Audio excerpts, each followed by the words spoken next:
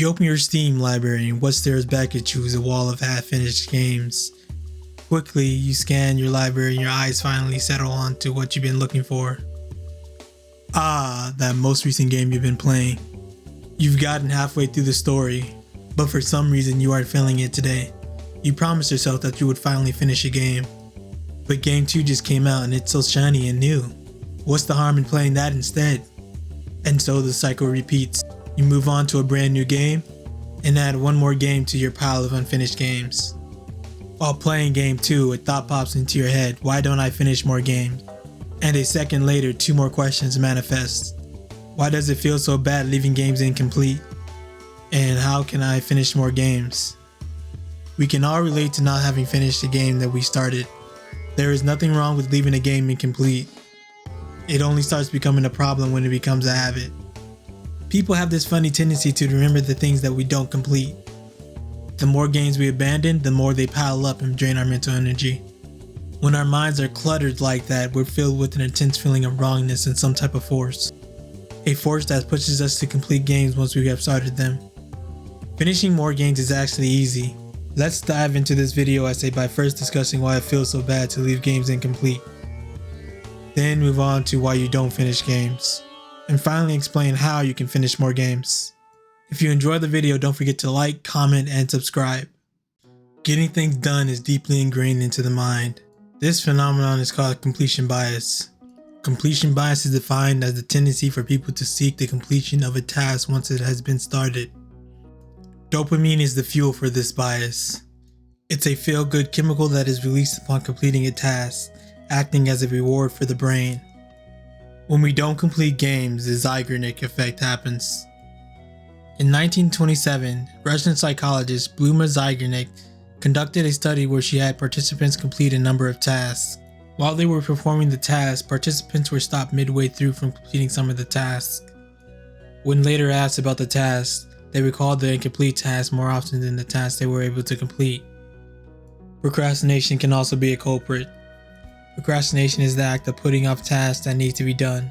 A 2014 study found that 20 to 25% of adults worldwide are chronic procrastinators. Procrastination is linked to mental and physical health issues.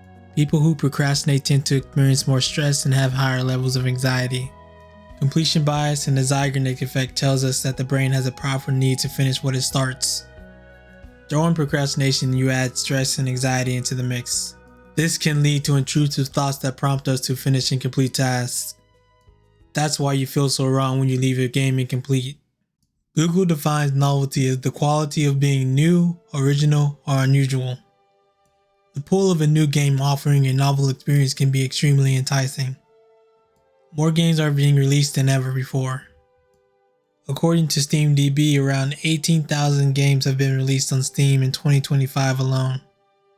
The cultural wave is constantly moving as more games keep coming out. The fear of missing out is a regular occurrence every single month as new titles are being released. No wonder the pull to consistently switch games is so strong now. The act of collecting games can be fun too, but buying games while barely playing them is unhealthy and financially irresponsible. You will never get through your backlog of games if you keep adding new games faster than you can play them. Some games are just plain boring. Maybe the story isn't gripping enough, or the story was intriguing at the beginning but grew flat towards the middle. The combat could be stale and uninteresting, or the puzzles were easily solvable. Any number of reasons can make a game boring to play. Putting down a boring game is not something you should worry over as long as you did everything you could to make it more fun. On the other end of the spectrum, hard games have become an in vogue trend lately. But damn, some games are just too difficult. The quests that some games hand out seem impossible to conquer. Bosses with too much health and attacks that seem insurmountable. I'm looking at you, From Software. Oh, how I wish to have the skills necessary to beat any game. But sadly, said skills take time to develop. But some people quit before they can develop the skills necessary. Long games can cause you to drop a game. Huge open world games with thousands of places to explore and thousands of things to do. All that content in a game just begging you to complete it. Have you ever looked up to the average completion times for top games? Cyberpunk's 2077 takes 26 hours to complete, and that's just the main story. If you want to do a completionist run, that would take 107 hours to complete. Playing for 2 hours every single day would take 53.5 days to complete, almost a full 2 months. That's a lot of time. If you are a gamer, you already know this, but games can be draining. The average non-gamer has this perception of gaming being a mindless brain rot activity. But gaming is not like doom scrolling on your phone. It requires focus and discipline. But some games can be too demanding, causing us to put them down and never pick them back up. Sometimes you muster up the willpower to play that game again, to give it one more try. But then something happens and that willpower disappears. You thought that you were going to play that game again, but something inside you is acting as an obstacle between you and that game. If you got this far into the video, that means you enjoyed the content. Don't forget to like, comment, and subscribe. Now let's talk about how you can finish more games. If you're seeking a novel experience or a game is getting too boring, come up with your own little mini quests and write them down. Every time you accomplish a goal, cross it out. Hopefully that can reignite the passion you had for the game. You can also try to raise the difficulty of the game, making combat more challenging for you. Are you struggling with the game's difficulty? Is it too hard? Then lower the difficulty if that's an option. If not, then you can use the creating mini challenges solution as well. Like if a mission requires you to take out 5 targets, aim for taking out 3 instead. I'm currently playing God of War. I lowered the difficulty to easy because the combat was too challenging and getting in the way of the story. Instead of being a perfectionist and trying to 100% a game, just focus on the main story and skip over the side content. I know your inner perfectionist will be screaming, but would you rather waste time completing every single little thing in the game or move on to playing even more games? I'm currently also playing Baldur's Gate 3, a game that would take me 177 hours to beat as a completionist. Instead, I'm mainly doing the main story, meaning my playthrough will be about 72 hours long. Also, nothing is stopping you from coming back to a game and completing the side objectives later. Stick to 1 or 2 games at a time.